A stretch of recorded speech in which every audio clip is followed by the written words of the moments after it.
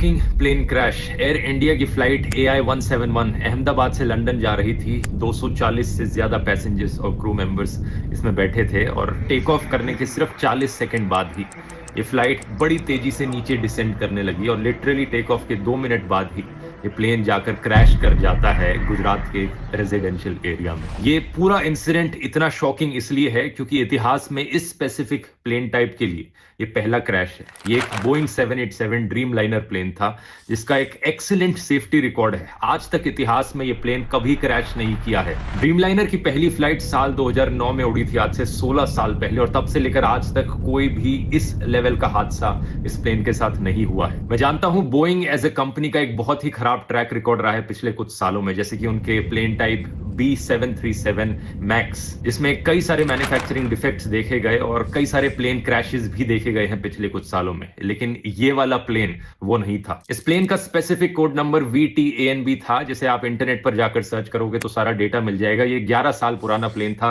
कोई ज्यादा पुराना प्लेन नहीं था। ड्रीम लाइनर्स का लाइफ स्पैन 20 से 30 साल तक का होता है। जो पायलट इस प्लेन को उड़ा रहे थे, कैप्टन सुमित सबरवाल, उनका खुद का भी 8200 फ्लाइट आवर्स का फ्लाइट एक्सपीरियंस था, जो कि बहुत अच्छा होता है। तो पायलट भी इनएक्सपीरियंस नहीं थे। अगला सवाल आपके दिमाग में आएगा कि क्या वेदर खराब था? ऐसा भी नहीं था। 1:30 बजे दोपहर के ये क्रैश हुआ। वेदर कंडीशंस अगर देखी जाए तो लगभग 40 डिग्री सेल्सियस के आसपास का तापमान था। कोई ज्यादा तेज हवाएं नहीं चल रही थी। विजिबिलिटी जो थी बहुत ही अच्छी थी, 6 किलोमीटर से ज्यादा की विजिबिलिटी। तो ऐसे में सवाल उठता है कि यहाँ प्रॉब्लम कहां पर हुई। इसका असली जवाब हमें जल्द ही पता लगेगा। अभी प्लेन के ब्लैक बॉक्स से इंफॉर्मेशन को रिट्रीव किया जा रहा है, लेकिन मोस्ट लाइकली ये पूरा हादसा एक बहुत ही भयंकर टेक्निकल फेलियर का लग रहा है। क्या यहां पर कोई इंजन फेलियर हुआ है मेंटेनेंस फेलियर की वजह से? इसका असली जवाब तो हमें तभी पता लगेगा जब ब्लैक बॉक्स को रिट्रीव करके सारी इंफॉर्मेशन पब्लिक में रखी जाएगी। लेकिन सवाल यहां पर पूछे जाने चाहिए इन दो कंपनीज से, एयर इंडिया और बोइंग।